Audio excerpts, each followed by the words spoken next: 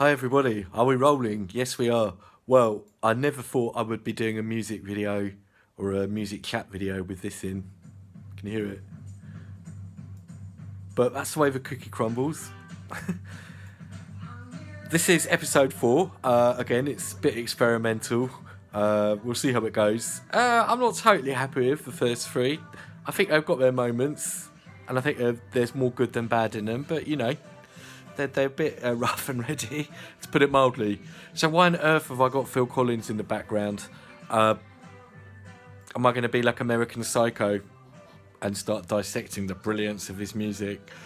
Not really. Don't worry. And if you haven't seen American Psycho, just watch that sequence. Just Google American Psycho Phil Collins. No, the reason I'm playing this is the way the cookie crumbles. This is actually the very first song on the very first side of the very first Now That's All I Call Music album. Can you see that? And for this one, I want to try and rattle through as quickly as I can, preferably in about 20 minutes tops, an overview of what was on this very first Now album from 37 years ago now. Blimey. I don't know if this is the most up to date, but this is now 103 from about a year ago, I think. So it's quite a journey, isn't it? Did they have any idea when they made this, Now 1, just Now, it didn't even have a number 1, it was just Now That's What I Call Music, that it would still be going strong? Incredible, really. So what I'm really interested in doing in this video is just to take a really quick overview of all the songs on here and just see which ones in the year 2020 have still got some validity, are still good, are still resonant, are still actually genuinely good music, which ones have totally fallen by the wayside. Because I find it really interesting. You know, they never knew when they did these that they would still be having all these nows, so many years later. Imagine 35 years from now. Just try and imagine that. And try and doing some music today that you think will still be important and relevant in 35 years. So without further ado then, obviously it's Phil Collins. He's become a bit of a kind of joke figure, maybe because of American Psycho. This is a classic song, but let's not forget it was a classic song by the Supremes. So he's really done not a lot to it. Everything in this song is pretty much an identical version of the original. It's a great song, classic song. He's not really ruined it, I don't think. But it's a really good pop song. If you like this, just check out the original and check out Motown, really. And that's what it is. It's an 80s version of Motown. Number 2 is much more 80s sounding. Let's get it on quickly. I'm not going to play all these songs, just ones that I think are big songs. And this is Joanne Joanne. This is much more symbolic of the music of 1983. It's at the height of the kind of... well, I guess it's still post-punk, post-new romantic, but it's evolved in a lot in the last 3 or 4 years. The sound's way electronic now, big heavy 80s production. I talked about Heart of Glass in my last video, and I think this is very much in that paradigm, if you like. I think this song was the number 1. Joanne Joanne, massive. They were one of those sort of teeny bopper bands who were also an actual band who played their own instruments and wrote their own songs. They also did a really, really bad album in the 90s. I forget the name of it, but it's generally seen as one of the worst records of all time. I know it's got their version of White Lines on it. Okay, number 3. A song that I think, love it or hate it, is genuinely stood the test of time. But again, it's a cover. It's UB40, Red Red Wine, originally written by Neil Diamond. Wedding disco classic. In my wedding disco time, I played this every single wedding. Always filled the floor. It was also probably the song that marked UB40's change from a kind of political reggae band into late. So again, a bit jokey now. Just sort of covers, plastic covers. But I still like Red Red Wine. I love it. As long as it's the long version. The single just cuts out before the Red Red When You Make Me Feel So Fine. That's the best bit of it. Right, number 4, Lamal, Only for Love. No one's ever heard of that, and I bet I can count on one hand anyone who's ever heard that. He was the singer in Kajagoogoo. We'll come back to them later. Number 5, Heaven 17, Temptation. Now, this song had a big resurgence in the 90s, but it's kind of fallen by the wayside a bit. I think it's probably still fairly well known.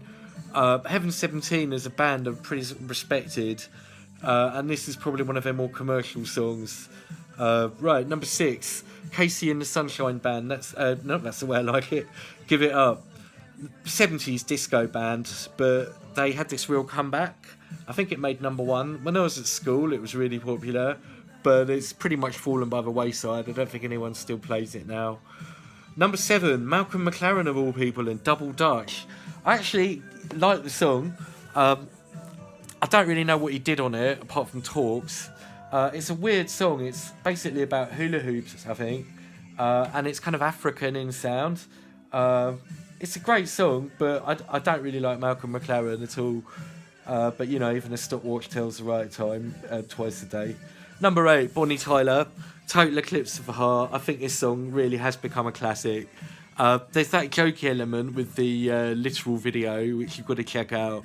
But it's a genuinely great song. Kim Steinman production. And it was a number 1. I still think it's a karaoke classic. Great song. Great song. That's side 1. We're doing all right, aren't we? We're rattling through. I'll keep Joanne Joanne playing till it goes. It's perfectly pleasurable. Right, side 2. We start with one of their big bands of 1983, Culture Club and Karma Chameleon. And I think Boy George, obviously, his influence on culture as opposed to music, he was an absolute tabloid mainstay. His private life, his personal problems, he struggled with heroin addiction and stuff. Controversial character at the best of times, but great singer. And Karma Chameleon, I think it's a bit naff, to be honest. The one of theirs I really like was Do You Really Want to Hurt Me? But can't deny, big hit. I don't think it's played that much nowadays. I'm comparing it to what I'm playing now, Duran Duran. I think this sounds a lot more contemporary than Culture Club. Right, here we go now. Men Without Hats for Safety Dance. I'm definitely playing this. This song really has taken on a second life entirely because of the internet, I think, and because of social media and because of memes. And it really has come to typify the sort of weirdness, I suppose, of the 80s. Just that a band called Men Without Hats, who look the way they look, and do this song with this video. Which, there we go. Again, it's another great literal video for this. It's jokey, but we love it at the same time. And this really captures something, I think, about the 80s. It's so unself-conscious. Everything... This is where I sound a bit like an old man.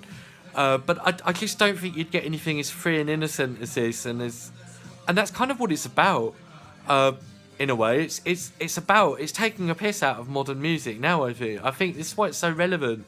Stuff nowadays is very safe in terms of it has to fit very closely to set paradigms, to use that word again, word of the series.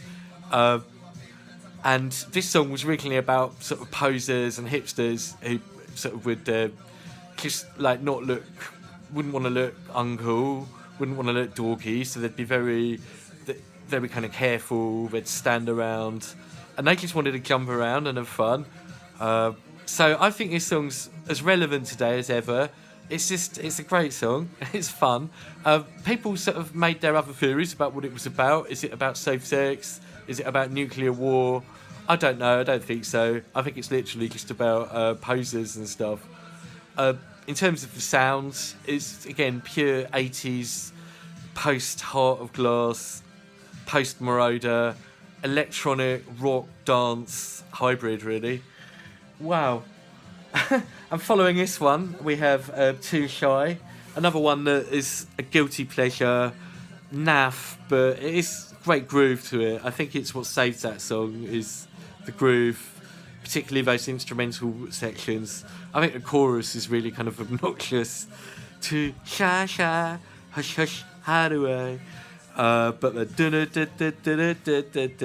that saves that song. Right, number 12 on here, Mike Oldfield, of all people, mainly a 70s guy, but he was still around in the 80s.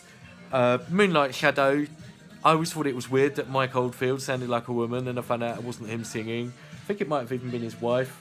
It's an okay song. It's a bit Alan Partridge. Another classic, Men at Work, Down Under. Another one that's got that tongue-in-cheek, satirical thing going on like this. It's light-hearted and it's fun, but it's kind of making a point as well.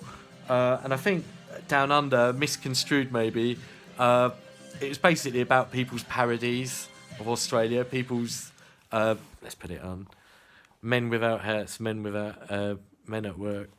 What about men at work without hats? Breaching health and safety. There we go. Yeah, it's basically about people's stereotypical attitudes of Australians. Okay, after this was Rocksteady Crew. Hey You Rocksteady Crew. Opinions divided on this one. Some people think it sounds really naff and cheesy, but I still like it. This was like the one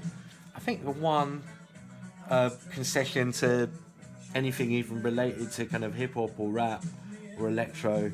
But it was on Blue Peter as well, so it was very like sort of pop. But it's alright, it's got some interesting sounds in it. I like the kind of jagged beats of it and the scratching and stuff.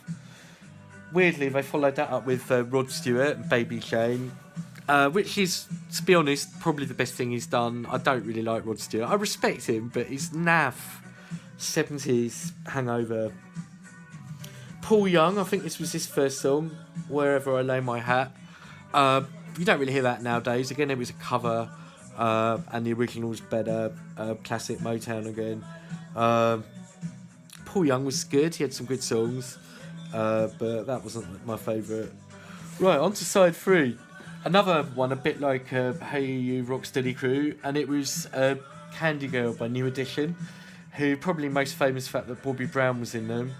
And I think he's on this age, about 13. Again, it's kind of a guilty pleasure. It's basically an 80s version of the Jackson 5, but it's fun, it's well produced, it's funky, it makes you laugh. I like it. Right, now, believe it or not, they got the second Kajagoogoo song on here, Big Apple. Totally, no one's ever heard of that. Never hear it ever again, probably. Tina Turner, another, amazing how many Motown covers on here, or soul covers anyway. Let's Stay Together. Meh. Human League, Fascination. I love the Human League, but I don't really like that song. It's a bit obnoxious. Right, Howard Jones, new song. I used to love Howard Jones growing up, and it's amazing to think how cool he was then, honestly. New song. It's maybe showing its age a bit nowadays. It's still pleasant. The Simps, they're weird. Some of them sound really cheesy and some still sound good. It's okay. It's a bit twee. But I ain't going to hate on Howard Jones. Another one from UB40, Please Don't Make Me Cry. Another meh song. This is not one of their best. And then Peabo Bryson and Roberta Flack. It's okay. It's a big ballad, big soul ballad, but you don't hear it nowadays at all. No real lasting impact. Now here's an interesting one, side 4. Tracy Ullman, They Don't Know, which is actually a Kirsty MacColl tune. Tracy Ullman's probably biggest influence is unleashing The Simpsons on the world. And it's amazing how she transitioned to America. She was, even when she was doing songs, she was doing comedy. I think she was on a show called Three of a Kind. They Don't Know, it's a great song. It's a good version of a good song.